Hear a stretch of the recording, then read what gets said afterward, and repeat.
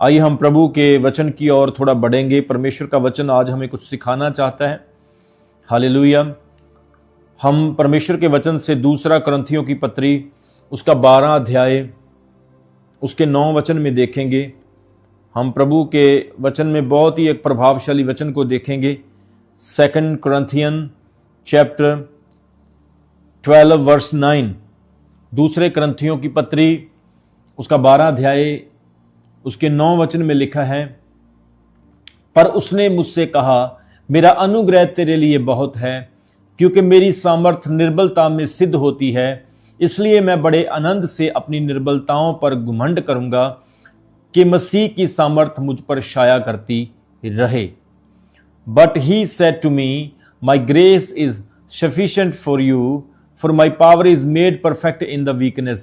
Therefore I will boast all the more gladly of my weaknesses, so that the power of Christ may rest upon me.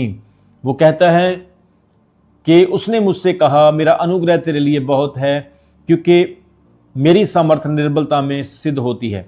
इसलिए वो कहता है कि मैं अपनी निर्बलताओं में बड़े आनंद के साथ घमंड करता हूं, क्योंकि मसीह की सामर्थ मुझ में छाया करती है। प्रभु के वचन में यहां पे पौलुस की पत्री को हम देख रहे हैं। प्रियो, पौलुस की पत्री में पौलुस ने प्रभु से 3 बार प्रार्थना की और प्रभु से कहा कि खुदा मेरी इस प्रॉब्लम को दूर कर, मेरी समस्या को दूर कर। और प्रभु ने उसको उत्तर दिया कि मेरा अनुग्रह ही तेरे लिए बहुत है। माई grace is sufficient for you. यहां पे एक अद्भुत बात है कि हमारी निर्बलताएं जो है ये हमें बेनिफिट देती है। हमारी निर्बलताएं, हमारी कमजोरियां हमें ताकत देती है। हालेलुया। मेरे प्रियो, आपकी कमजोरियां ताकत बन सकती है। हो सकता आपके अंदर आज कोई ना कोई कमजोरी हो। प्रभु का वचन कहता है कि वो कमजोरी आपकी ताकत बन सकती है। परमेश्वर आपकी वीकनेसेस को स्ट्रेंथ में बदल सकता है। पौलुस कहता है, मैं अपने निर्बलताओं में, मैं अपने दुखों में आनंदित होऊंगा, मैं खुश होऊंगा, क्योंकि इसी में प्रभु की सामर्थ मुझ पर छाया करती है। आज मेरे प्रियो, हमारे जीवन में बहुत सारी कमजोरियां होती है, शारीरिक, मानसिक, आत्मिक। अक्सर हम सोचते हैं कि ये कमजोरी हमें परमेश्वर में बढ़ने से रोकती है, यह समस्या हमें खुदा का काम करने से रोकती है, या वो कमजोरियां जो है एक आत्मिक व्यक्ति के जीवन में आती हैं। लेकिन जब भी आपके जीवन में कमजोरियां आती है, इस बात को ध्यान रखें, वो कमजोरियां आपको ताकत देती है। हालेलुया। परमेश्वर आपकी कमजोरी को ताकत में बना देता है। हो सकता है कि आप आज सोच रहे हैं कि मैं बहुत ही एक लाचार व्यक्ति हूं, मेरे जीवन में यह नुकसान हो गया, मेरे पैसे का लॉस या मेरी किसी कीमती चीज का लॉस मेरे जीवन में हो गया। आप सोचते हैं कि शैतान ने मुझे अपने षड्यंत्र में फंसा लिया। शैतान ने कुछ लोगों को पकड़ा, वो लोग मेरे जीवन में आए, उन्होंने मेरा नुकसान किया। उस नुकसान के बाद मैं कमजोर हो गया, बीमारी ने मेरा नुकसान किया। आप बहुत तरह से अपनी लाइफ में कमजोर हो जाते हैं, लेकिन परमेश्वर कमजोरों को अपना माध्यम बनाता है अपनी ताकत के लिए। पवित्र वचन में लिखा है, 1 कुरिन्थियों उसका 1 अध्याय उसके 27 वचन में वो कहता है, परंतु परमेश्वर ने जगत के मूर्खों को चुन लिया कि बुद्धिमानों को लज्जित करे, और जगत के निर्बलों को चुन लिया ताकि बलवानों को लज्जित करे। सो प्रभु का वचन कहता है कि परमेश्वर ने जगत के मूर्खों को चुन लिया। मूर्ख हम किन्हें कहते हैं? जिनकी कोई वैल्यू नहीं होती। लज्जित, जो लोग शर्म से, लज्जा से अपने आप को गिल्ट महसूस करते हैं। बाइबल कहती है प्रभु ने उन लोगों को चुन लिया, कमजोरों को चुन लिया, ताकि बलवानों को लज्जावान कर सके, लज्जित, शर्मिंदा कर सके। सो प्रभु का वचन कहता है कि परमेश्वर आपकी कमजोरी को माध्यम बनाता है आपकी ताकत के लिए। आज खुदा आपको ताकत देगा, मैं सच बता रहा हूं आपको, परमेश्वर आपको सामर्थ्य देगा।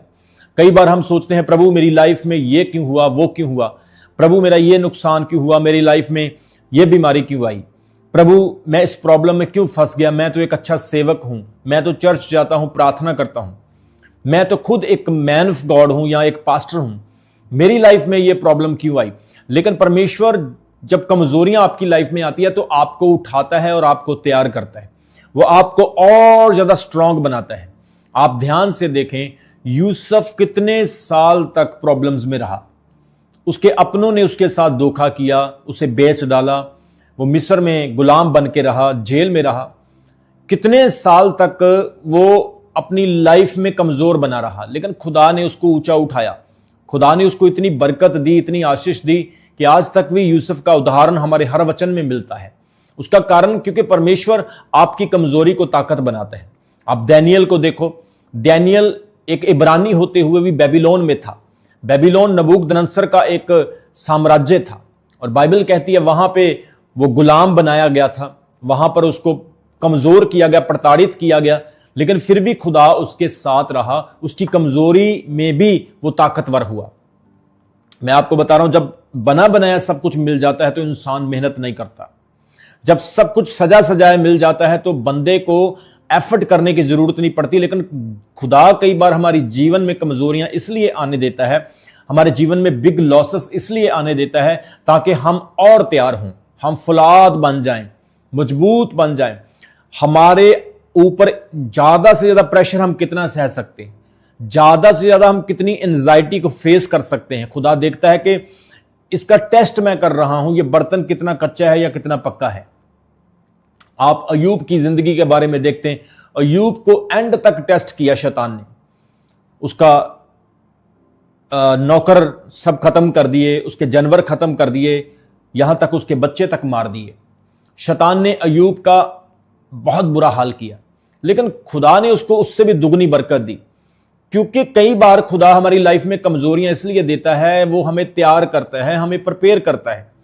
एक मैन ऑफ गॉड, एक पास्टर की लाइफ में भी कई बार बहुत सारी परेशानी आ जाती है। उसका कारण ये होता है कि खुदा उसको नेक्स्ट लेवल पे लेके जाना चाहता है।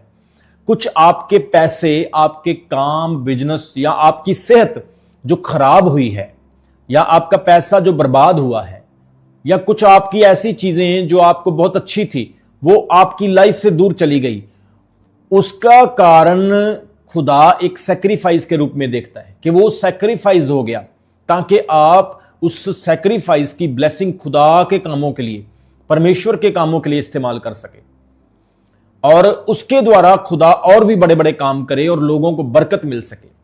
हालेलुया। आप देखें, खुदा ने अपना बेटा यीशु मसीह इस दुनिया के लिए कुर्बान किया। जीसस क्राइस्ट जब सैक्रिफाइस हुए क्रूस के ऊपर, सारी दुनिया के लिए नजात का दरवाजा खुल गया, उद्धार मुक्ति सब दुनिया के लिए आ गई। उसमें हिंदू, मुस्लिम, सिख, ईसाई, बौद्धि, जैनी, हित्ती, फ्रित्ती, हर एक धर्म, हर जाति का व्यक्ति इंक्लूडेड है। जॉन 3:16 के अनुसार जो कोई भी प्रभु पर विश्वास करेगा वो बचाया जाएगा। मतलब यीशु मसीह की और जो देखेगा, जो उसकी क्रूस पर देखेगा कि वो मारा गया मेरी नजात के लिए, मेरे उद्धार के लिए, मेरे लिए अनंत जीवन देने के लिए, जो कोई उस पर विश्वास करेगा वो बच जाएगा, वो मुक्ति पाएगा। सो खुदा ने एक ही बार अपने बेटे यीशु को क्रूस पर कुर्बान कर दिया और उसके बेटे से कितने लोगों ने नजात पाई है, कितने लोग बचाए गए हैं, कितनी दुनिया आज यीशु के पास आ रही है मुक्ति और जीवन पाने के लिए, क्योंकि एक सैक्रिफाइस, एक बलिदान कितने सारे लोगों को बचा गया। यह खुदा का दिल था, ये परमेश्वर का हार्ट था कि उसने अपने बेटे को क्रूस पर दे दिया। खुदा को भी दर्द हुआ होगा, उसको भी फीलिंग्स, भावनाएं आई होंगी, वो भी रोया होगा। और बाइबल कहती है उसने अपना मुंह फेर लिया क्योंकि सारे संसार का बोझ यीशु मसीह के कंधे पर लदा हुआ था। और खुदा पाप को नहीं देख सकता है, वो पापी को प्यार करता लेकिन पाप से नहीं करता है।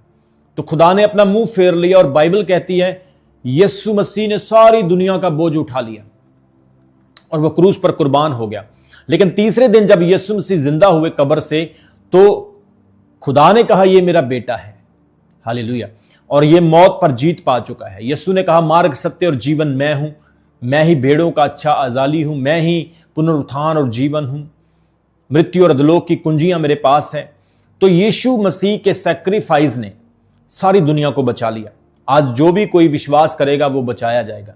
प्रभु ने एक मापदंड खड़ा कर दिया, प्रभु ने एक पैरामीटर रख दिया कि जो कोई यीशु पर विश्वास करेगा वो बच जाएगा। सो खुदा कई बार हमारे पैसे को, हमारी कीमती चीजों को, हमारी हेल्थ को सैक्रिफाइस होने देता है, या तो शैतान के द्वारा, या हालातों के द्वारा, या कई बार हमारी गलतियों के द्वारा भी। लेकिन इस बात को याद रखें, अगर आप प्रभु की ओर मुड़ते हैं, दुआ करते हैं, प्रार्थना करते हैं, सच्चे मन से रो रो के उसको पुकारते हैं, तो खुदा उन्हीं सैक्रिफाइसेस को आपके लिए एक बड़ी ताकत बनाता है। आपके लिए वो रास्ते निकाल के, मैं सच बता रहा हूं, बहुत सारे लोगों के लिए उद्धार का काम कर देता है। आमीन। इसलिए वो आपकी कमजोरियों में आपकी शक्ति का माध्यम बनता है। जो व्यक्ति समंदर में डूबा है वही बता सकता है कि समंदर की गहराई कैसी है। मौत क्या है सिर्फ मरा हुआ व्यक्ति ही बता सकता है, जीवित व्यक्ति को मौत का कोई अनुभव नहीं। इसी तरह से वही व्यक्ति एक अनुभव पाता है, एक एक्सपीरियंस पाता है जो कमजोरियों से निकलता है। खुदा उसको बताता है इस चीज का दर्द क्या होता है, इस चीज का दर्द क्या होता है, उसका पेन क्या है, इसका पेन क्या है। हालेलुया। पैसे का दर्द क्या होता है, बीमारी का दर्द, बच्चों का दर्द, परिवार का दर्द, कलीसिया का दर्द, भेड़ों का दर्द क्या होता है, खुदा बताता है। और आज प्रभु आपको यह कहता है कि कमजोरियां आपकी लाइफ में अगर सच्चाई के बाद भी है, प्राथमिक जीवन, आत्मिक जीवन के बाद भी कमजोरियां अगर आपकी लाइफ में है, तो यह प्रभु की योजना है कि वो उसका माध्यम आपकी ताकत के लिए तैयार करेगा।